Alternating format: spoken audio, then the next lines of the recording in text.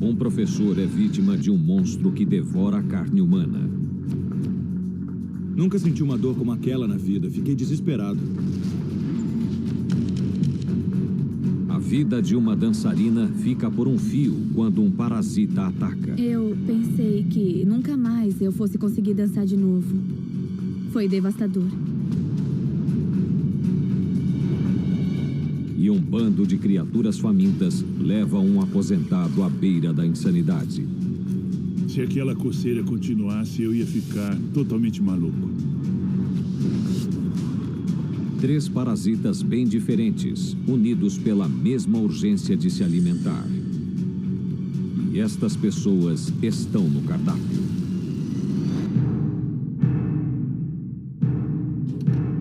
Vermes invisíveis a olho nu. Insetos sedentos de sangue. Amebas microscópicas. Eles parecem inofensivos, mas estão entre as criaturas mais letais da natureza. Eles podem invadir nossos corpos e desarmar nossos sistemas imunológicos. Eles são apenas parasitas, mas para quem foi infectado, eles são parasitas assassinos. Os parasitas são organismos que vivem dentro ou sob a pele de criaturas chamadas hospedeiros, explorando-os em seu benefício. Como todos os seres vivos, um parasita precisa de comida para sobreviver. E para um parasita faminto, o corpo humano pode ser uma excelente fonte de alimento. E quando alguns dos parasitas mais agressivos encontram um hospedeiro, o resultado é um frenesi alimentar, como um homem em Ohio está prestes a descobrir.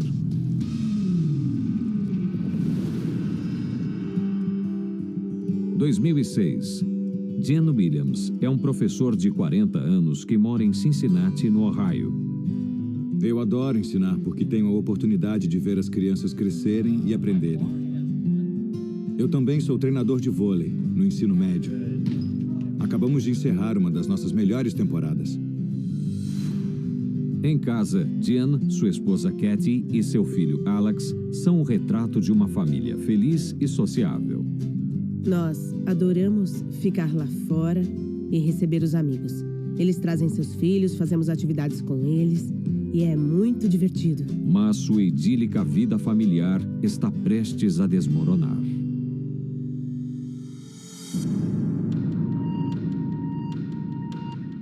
Jen está de volta ao trabalho depois de uma semana de férias com a família na Flórida.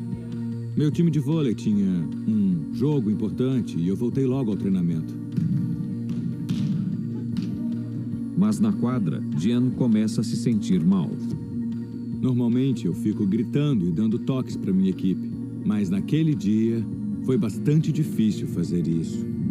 Eu estava meio quente e parecia que estava fazendo muito calor no ginásio. Ao longo do jogo, fica claro que a temperatura no ginásio não é o problema. Eu me sentia cada vez mais e mais quente. Comecei a ficar tonto e pensei comigo: isso não é nada bom. Jen consegue aguentar até o final do jogo e volta para casa. Quando ele chega, sua esposa Kathy sente que algo vai mal. Quando Jim chegou em casa, ele estava péssimo, estava suando, com um pouco de febre. Pensei que fosse uma virose ou uma gripe. Mas como ele lida muito bem com doenças, eu não me preocupei muito com isso. Kathy dá uma aspirina para baixar a febre de Jen e vai para a cama enquanto ele fica descansando no sofá. Mas assim que se deita, Jen sente uma estranha sensação no estômago. Eu senti uma dor no abdômen. Uma dor que começou bem devagar. Era como se alguém o apertasse com muita força. Não parecia nenhuma gripe que eu já tivesse tido. Naquela noite, Jen nem consegue chegar à cama. Ele sentia tanta dor que não conseguia sair do sofá. Eu desabei no sofá. Eu estava péssimo. Só queria que a dor no meu estômago passasse. Então, surge um novo e assustador sintoma. A temperatura do Jim disparou, foi para uns 40 graus. Apesar de estar suando, eu tinha calafrios e queria um cobertor para me sentir confortável. Katie coloca Jean na cama, esperando que a febre baixe, mas ao longo do dia seu estado piora. A dor no estômago era como uma faca entrando na minha barriga. O Jim mal conseguia levantar o braço para pegar um copo d'água. Ele não conseguia sair da cama para ir ao banheiro. Depois de outra noite de sofrimento, Jean chega ao limite. Aí eu resolvi dar um basta. Mesmo na cama, eu precisava procurar ajuda. Ajuda de verdade. Katie deixa o filho do casal, Alex, com um vizinho e leva Jean para o hospital. Nunca senti uma dor como aquela na vida. Fiquei desesperado. Eu dizia pro Jim aguentar firme, que a gente já estava chegando ao hospital. Nunca ouvi sentir tanta dor desse jeito. No hospital, Jean passa por um ultrassom abdominal. Imediatamente a técnica detecta alguma coisa. Eu percebi que ela olhava para a tela e para mim como se me disse alguma coisa. Vi que ela ficou preocupada. E aí eu também fiquei. É evidente que há algo errado, mas a técnica não tem permissão para dizer o que é. Eles precisam esperar a chegada do médico. Foi quando eu soube que tinha alguma coisa errada. Momentos depois, o médico entra para analisar os resultados. O radiologista entrou e eu perguntei: doutor, está vendo alguma coisa? Ele respondeu: estou. Você tem uma massa do tamanho de uma bola de beisebol no seu fígado. E aí eu perguntei: pode ser câncer? Ele respondeu que sim. O fígado é um dos órgãos mais importantes do corpo. Ele produz substâncias químicas que ajudam na digestão e removem toxinas do sangue.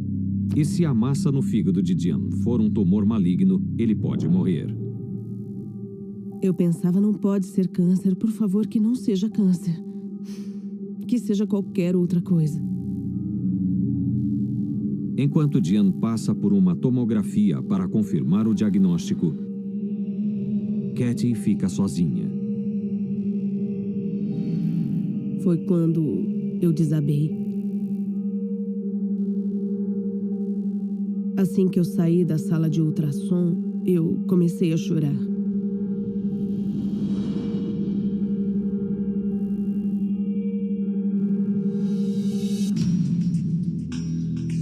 Horas mais tarde, o resultado da tomografia fica pronto e as notícias parecem ser boas. Jean não tem câncer. O professor de radiologia, Dr. Jonathan Moulton, discute o diagnóstico com Jean e Katie. Com base nos resultados, era mais provável que o Jean tivesse 2 abscessos no fígado. Um abscesso é uma bolsa cheia de pus causada por algum tipo de infecção. Se não for tratado, um abscesso pode causar septicemia e morte. Tubos cirúrgicos são inseridos no abdômen de Jean para drenar o pus. O Dr. Moulton espera que isso ajude a recuperar o fígado enquanto ele tenta localizar a fonte da infecção. Foi um grande alívio saber que não era câncer e que eles poderiam curar aquilo com alguns tubos. Mas 48 horas depois, o estado de Jean ainda não havia melhorado. Os drenos não estavam removendo tanto fluido quanto deveriam. E o Jean ainda mostrava sinais de infecção. O Dr. Moulton pede uma outra tomografia para descobrir o que está acontecendo. Os resultados foram muito alarmantes. Os 2 drenos estavam na posição perfeita, mas cada abscesso estava 2 vezes maior do que 2 dias antes. As tomografias revelam que, em vez de diminuir, os abscessos de Jean haviam dobrado de tamanho. Em 20 anos de prática, eu nunca vi um abscesso hepático crescer tão rápido. A única opção é uma cirurgia para remover imediatamente o tecido infectado. Sem a cirurgia, Jean morrerá. Ele me disse que eu tinha que passar por uma cirurgia de urgência e que tinha que ser bem rápido. Jen Williams está à beira da morte. Os médicos encontram 2 enormes abscessos em seu fígado. Sem uma cirurgia de emergência, ele morrerá. O médico disse: preparem o paciente como se fosse para um transplante de fígado. Aí eu soube que era sério, porque ele corria risco de morte. Se não fizesse a cirurgia, iria morrer. Então, de repente, os médicos, enfermeiras, o anestesista, todo mundo começou a correr para deixar tudo pronto e o levaram para a sala de cirurgia. Para Katie, a esposa de Jen, é um verdadeiro pesadelo. Foi o pior momento da minha vida. O Jim disse que sabia que estava morrendo. Ele sentia e estava começando a ficar cinza. Eu só pensava em dizer a Katie e ao Alex o quanto eu amava os dois. Eu não conseguia acreditar que ele estivesse tão perto de morrer. Pensar que o Jim não estaria presente na vida do Alex. Isso era uma dor indescritível. Katie tem apenas alguns momentos para se despedir antes da cirurgia. A última lembrança que eu tenho antes de apagar é a Katie correndo ao meu lado, segurando a minha mão e dizendo que me amava.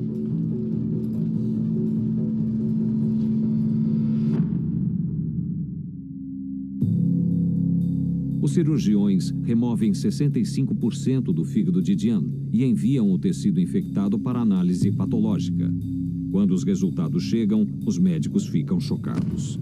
Depois de fazer exames antes e depois da cirurgia, ninguém esperava aquele resultado.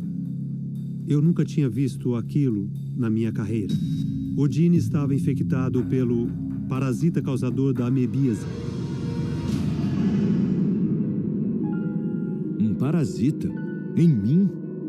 Nunca imaginei que isso fosse possível. A entameba histolítica é causadora da amebíase e se alimenta de células vivas no intestino humano. Geralmente, a presença da entameba histolítica nos intestinos causa disenteria.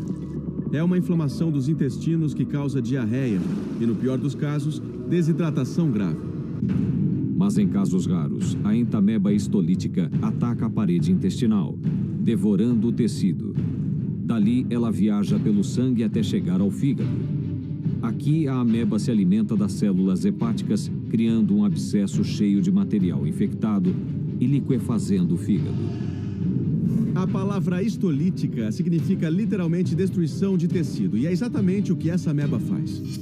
Como é que essas coisas ousam me transformar no almoço delas? Mas como um professor de Cincinnati contraiu um parasita tão mortal?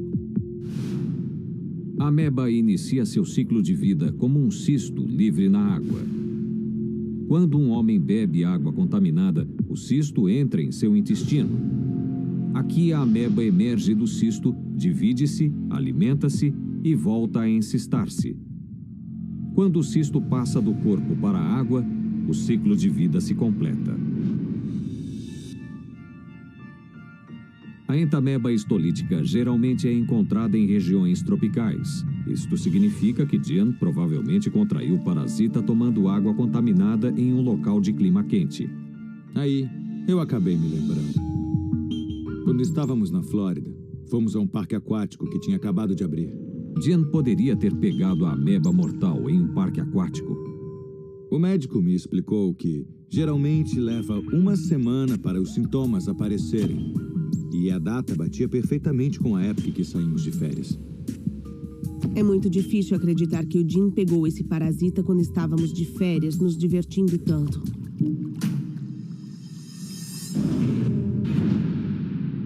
No hospital, sem 65% de seu fígado, Jen luta pela vida. Sei que o fígado é um órgão importante e 65% dele parecia muita coisa. Será que eu conseguiria sobreviver? Para piorar, o parasita ainda estava ativo em seu organismo, colocando outros órgãos em risco. O Dr. Moulton prescreve pesadas drogas antiparasitárias para matar a ameba, antes que ela mate Jen.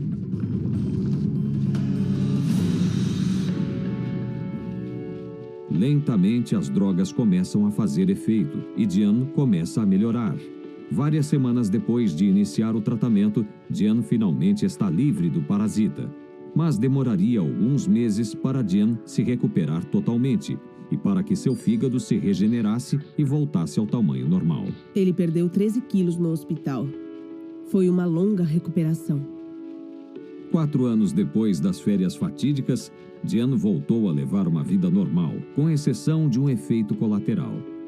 Quando os médicos fizeram a incisão, cortaram todos os nervos ao redor do meu abdômen. Hoje, eu adoro abraçar o Alex, mas não sinto nada. É uma lembrancinha daquela ameba.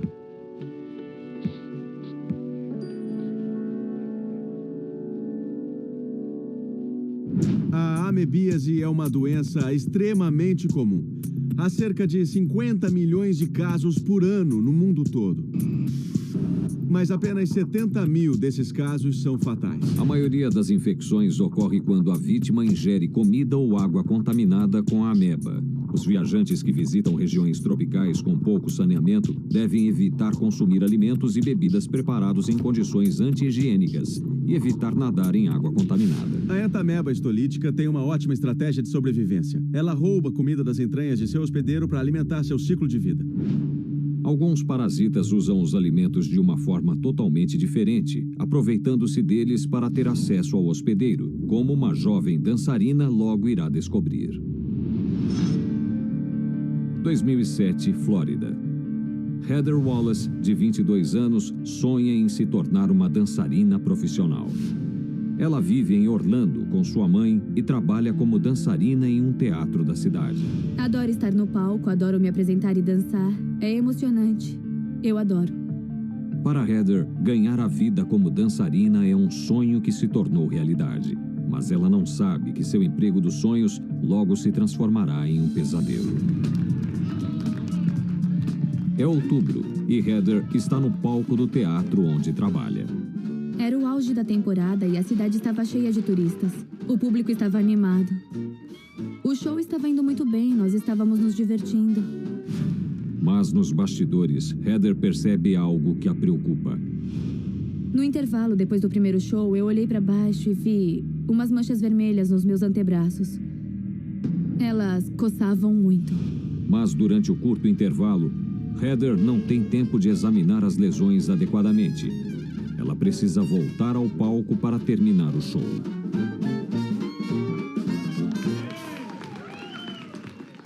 Na manhã seguinte, a mãe de Heather, Diana, dá sua opinião sobre o que estaria causando a erupção cutânea. A Heather é alérgica a grama, pólen, cães, gatos. Então eu pensei que devia ser alergia a alguma coisa que estava perto dela quando estava dançando. Heather supõe que as manchas desaparecerão sozinhas e esquece o assunto. Ela manda suas roupas para a lavanderia, esperando livrar-se de qualquer agente alérgeno, mas a irritação não desaparece.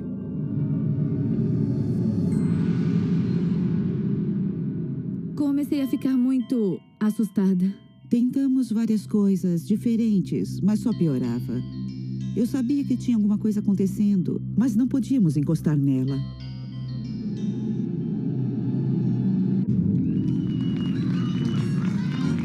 Uma semana depois, ela faz uma descoberta perturbadora. Voltei aos bastidores, tirei a roupa para me trocar e vi várias erupções vermelhas descendo pelas minhas costas. Heather tinha grandes vergões vermelhos, a chamada urticária, cobrindo a parte superior do corpo. Quando ela chega em casa, sua mãe fica muito preocupada. A Heather chegou em casa com urticária nos braços, pernas, nos ombros, atrás do pescoço, nas costas. Eu nem acreditei no estado da pele dela. Era terrível. O que começou com uma erupção, agora recobria seu corpo inteiro. Nunca vi nada parecido no meu corpo. E aquilo me deixou apavorada. Muito. Tinha alguma coisa muito errada comigo.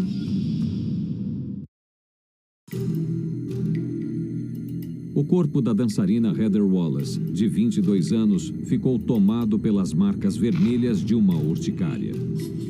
Era muito estranho. Só queria que aquilo sumisse.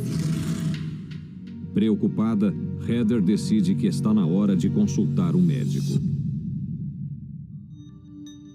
O médico examinou as lesões. Ele me examinou e viu as marcas nos meus braços. O médico então faz um teste aparentemente simples. Ele pegou uma caneta e a arrastou pelo meu antebraço. O resultado estava longe de ser normal. Meu braço ficou marcado, quase como se ele tivesse escrito sobre ele. O médico diz a Heather que ela tem uma condição chamada dermografismo, uma forma de urticária ativada pela pressão sobre a pele. A urticária ocorre quando a irritação na pele faz com que o corpo libere uma substância chamada histamina. Ela faz com que fluidos se acumulem nas áreas afetadas, gerando erupções vermelhas que coçam. No dermografismo, a reação é desencadeada pela pressão sobre a pele, fazendo com que as marcas da urticária formem o padrão exato da pressão que é aplicada. Achei que fazia todo sentido, porque muitas das manchas escuras que eu tinha apareciam no ponto em que as roupas apertavam a pele.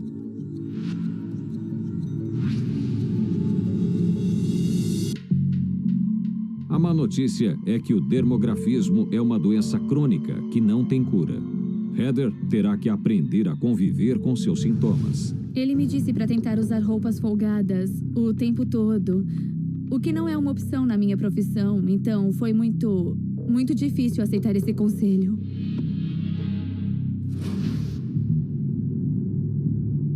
Dezembro de 2007.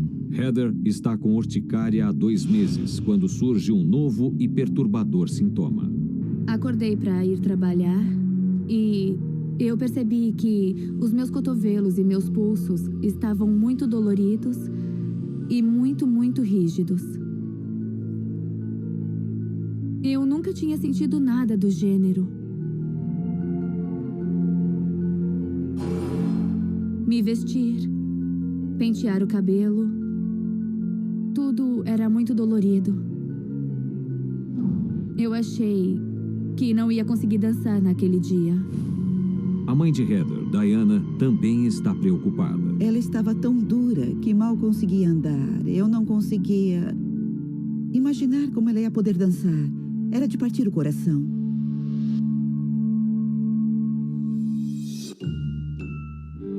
Mas com todos os ingressos do show vendidos e ninguém para substituí-la, Heather precisa ir trabalhar. Eu esperava que, se fosse trabalhar e começasse a me mexer e dançar, a dor e a rigidez diminuiriam e iriam embora.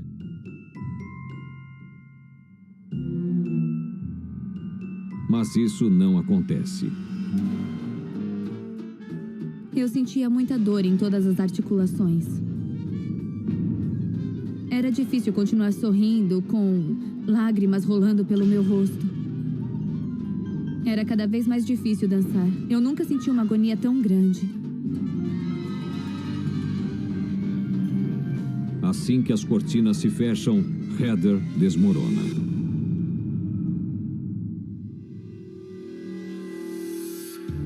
Felizmente, sua mãe está lá para socorrê-la. Eu disse à minha mãe: não consigo mexer os braços, não consigo mexer as pernas. Acho que estou paralisada. Por que estou sentindo tanta dor? Ela só disse: temos que ir para o hospital, mãe. No pronto-socorro, Heather é atendida pelo médico de plantão. O médico viu as erupções nos meus braços e pernas e, como eu não conseguia me mexer, ele parecia muito preocupado e colocou as luvas. O médico suspeita que Heather esteja com uma doença séria chamada meningite. Fiquei assustada porque sabia que as pessoas morriam de meningite. Eu comecei a chorar, fiquei com muito medo. A meningite é uma inflamação das membranas que envolvem o cérebro e a medula espinhal. Em sua forma bacteriana, ela é altamente contagiosa e pode causar erupções, rigidez, paralisia e até a morte. O médico colhe uma amostra do sangue de Heather para diagnosticar a doença. Heather e sua mãe precisam esperar pelos resultados. Enquanto isso, eu pensava que nunca mais iria me mexer ou dançar de novo. Eu poderia até morrer e foi muito apavorante.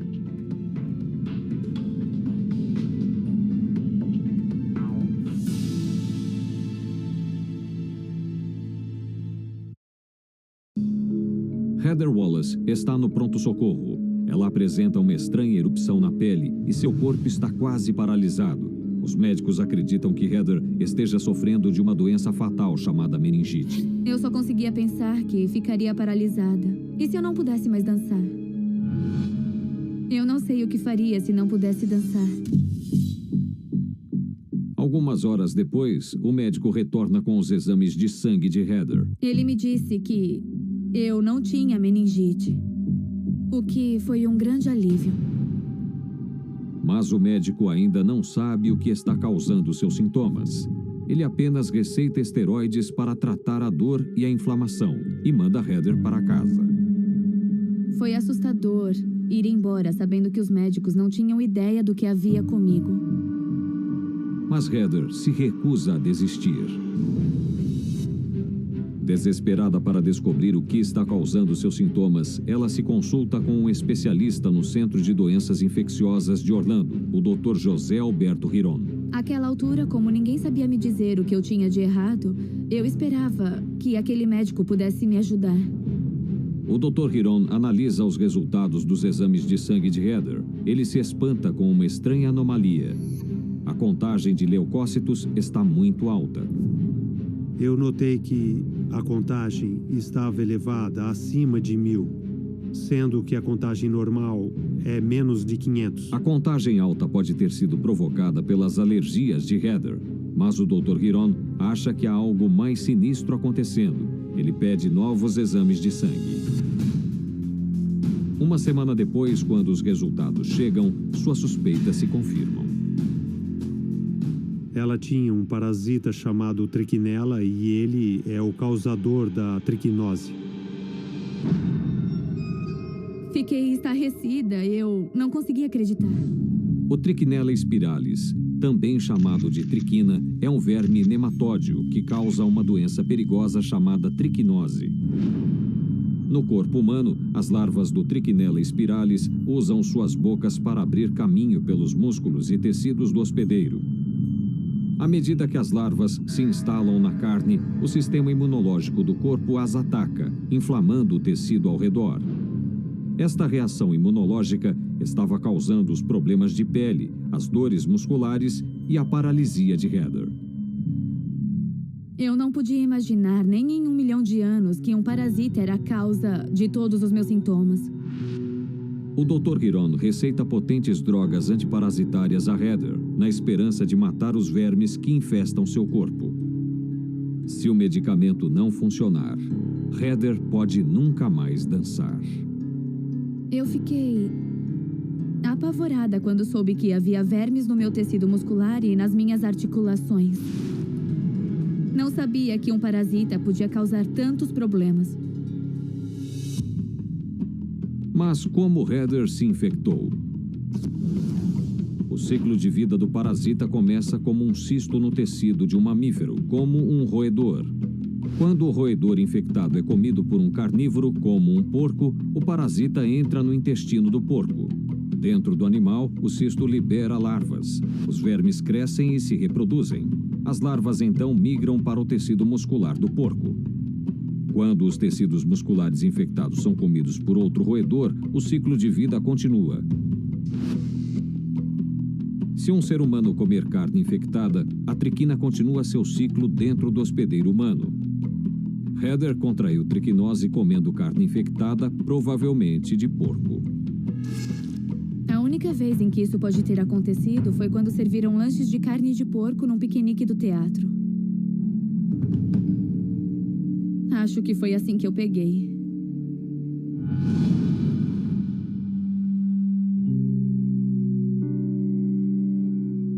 Depois de 10 dias de tratamento e quase 6 meses depois da contaminação, Heather está se sentindo melhor.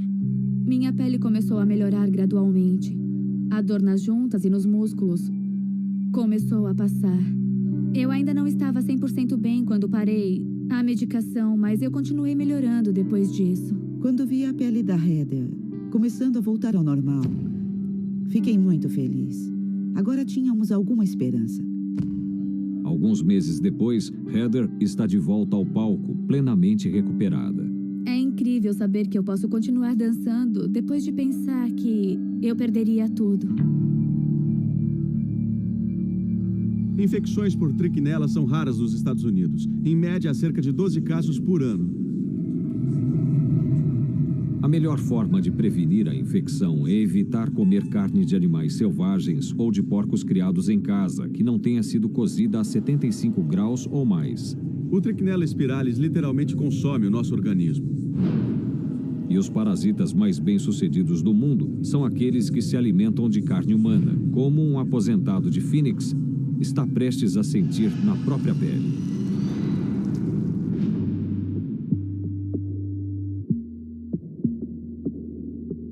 Nascido em Chicago, Edwin Kurtz agora mora na ensolarada Phoenix, no Arizona. Eu adoro este lugar. O clima é maravilhoso. É o tipo de região em que dá para aproveitar os 365 dias do ano. Ele e sua esposa Joan aproveitam este clima ameno ao máximo. Temos muitos amigos, saímos bastante, fazemos várias atividades. Nós adoramos. É um ótimo lugar para viver. Para Ed, o tempo ensolarado é perfeito para seu passatempo preferido. Sempre fui apaixonado por aeromodelos que piloto por controle remoto. É um hobby muito divertido.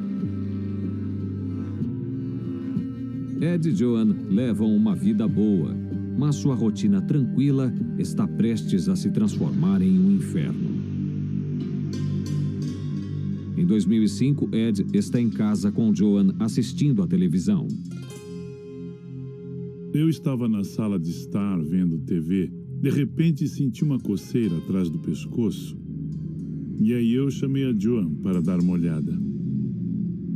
O ponto não era maior do que uma picada de mosquito, era do tamanho de uma cabeça de alfinete. Mas era vermelho, era difícil saber o que era. Ele disse que estava incomodando.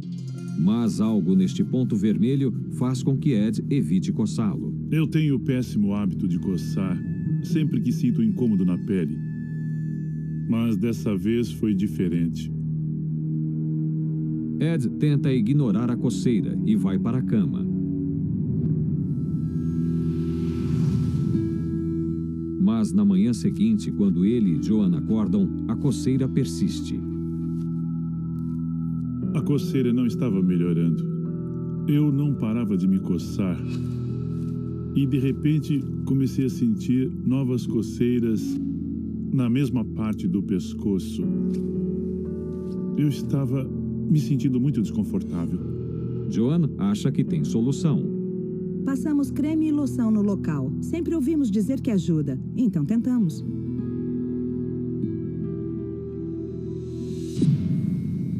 Ed experimenta várias loções para tentar aliviar a coceira. Mas 2 dias depois, quando está saindo do banho, ele nota algo estranho. Quando saí do chuveiro e comecei a me barbear, eu me olhei no espelho e vi manchas por todo o meu corpo.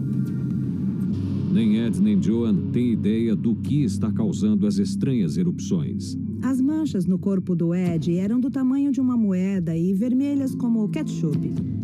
A gente nunca tinha visto nada assim. O que poderia ser? Ficamos perplexos.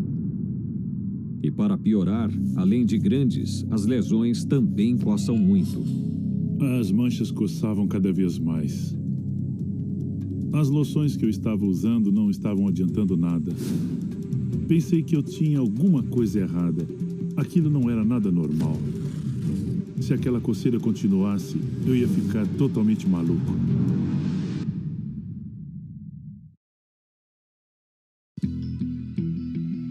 O tronco de Edwin Kurtz está cheio de manchas vermelhas que coçam. Sem saber o que pode estar causando as lesões, Ed e sua esposa Joan procuram um médico. Vimos que as manchas vermelhas começaram a se multiplicar e não sabíamos o que estava acontecendo. O médico examina as erupções de Ed e pergunta se ele está tomando algum medicamento. Eu havia feito uma cirurgia recente no joelho e estava tomando analgésicos bem fortes. Então o médico disse que provavelmente aquilo era uma reação alérgica. O médico aconselha Ed a parar de tomar o analgésico. Ficamos animados quando ouvimos isso, porque sabíamos que tudo aquilo ia sumir quando o medicamento fosse suspenso. Mas o médico ressalta que Ed precisa parar de se coçar se quiser que sua pele melhore. Para reduzir a coceira, o médico receita um anti-histamínico tópico. Mas na noite seguinte, para o horror de Ed, a coceira não melhora. Na verdade, ela está ainda pior. Geralmente eu tenho um sono bastante profundo, mas comecei a acordar no meio da noite com coceira em várias partes do corpo. A coceira começou a afetá-lo porque era muito constante. O Ed estava acordando 6 vezes durante a noite com coceira. Não conseguia dormir.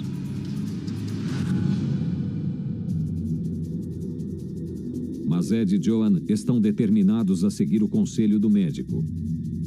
Após uma semana, Ed examina sua pele em busca de sinais de melhora. Quando eu me olhei no espelho, notei que uma semana antes eu tinha uma dúzia de manchas. Naquele momento, eu tinha umas 20 ou 25 manchas por todo o tronco. E estas eram apenas as manchas que Ed conseguia ver. Joan confirma que há ainda mais lesões em suas costas. Eu podia ver algumas manchas que ele não conseguia. Ele parecia uma vítima da guerra, como se tivesse passado por uma catástrofe. Era ridículo. Não fazia nenhum sentido. Fiquei pensando que estava vendo coisas, mas era verdade. E para Ed, tentar não coçar as erupções era uma tortura. Tentar controlar a vontade de coçar cada uma daquelas erupções estava me deixando completamente maluco. Percebi que se continuasse me coçando, eu iria me machucar. Me dava vontade de amarrar as minhas mãos para trás. Meu desconforto piorava cada vez mais. A agonia de Ed continua. Depois de quase 2 semanas resistindo à terrível necessidade de se coçar, ele já não suporta a situação.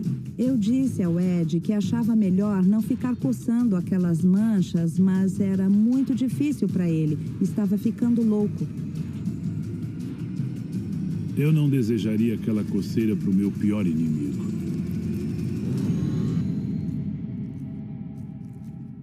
Eu percebi que se aquela erupção continuasse, eu seria um velho infeliz muito em breve.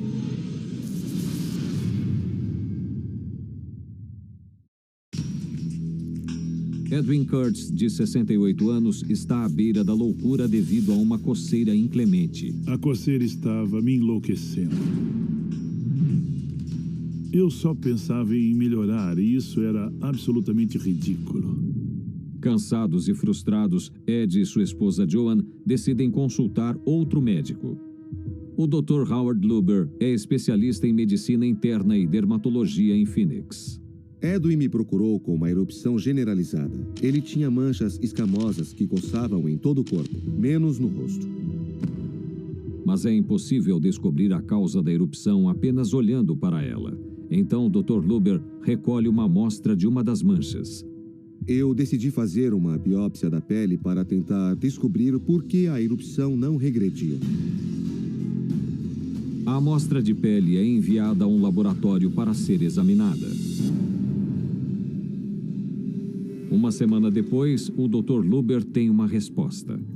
O médico ligou e eu atendi o telefone. Chamei o Ed e eles conversaram. Eu estava muito ansioso para saber o que o doutor tinha para me dizer.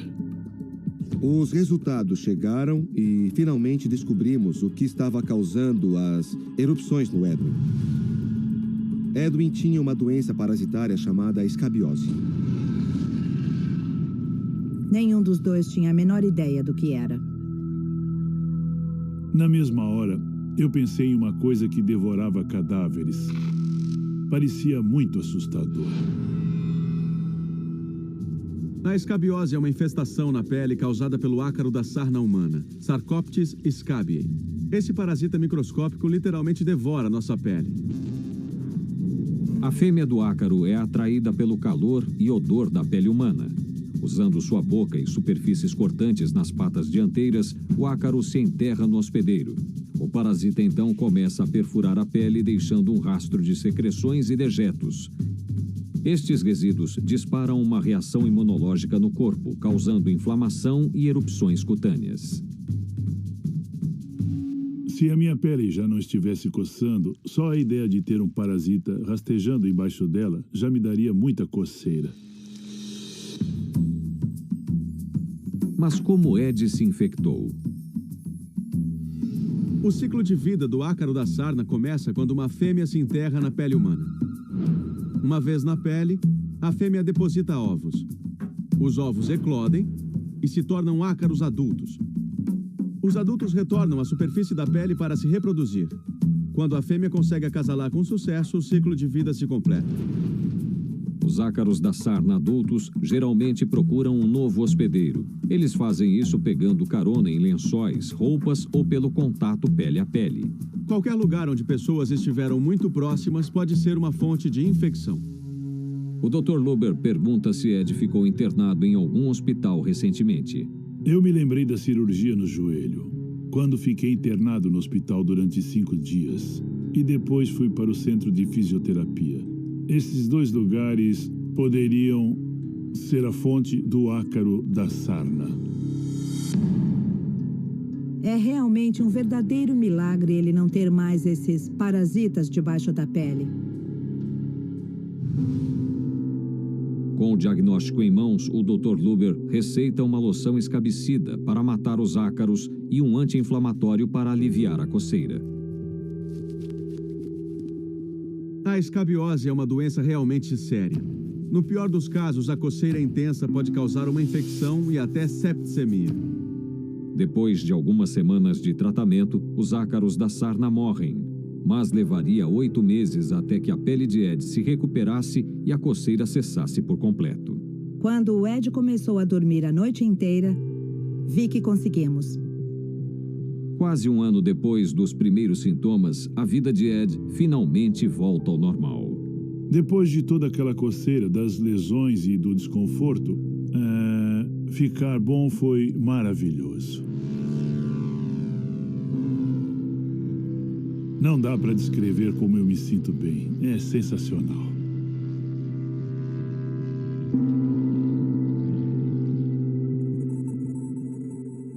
A escabiose é uma infecção muito comum. A cada ano, os Estados Unidos têm mais de 1 milhão de casos. A melhor forma de prevenir uma infecção é evitar o contato com a pele de pessoas infectadas e lavar roupas e lençóis contaminados em água quente antes de usá-los. Quase nenhum organismo está livre de parasitas que vivem em seu interior ou sob a pele. E os parasitas mais sinistros estão à nossa volta, escondidos, esperando para infectar o próximo hospedeiro e iniciar um frenesi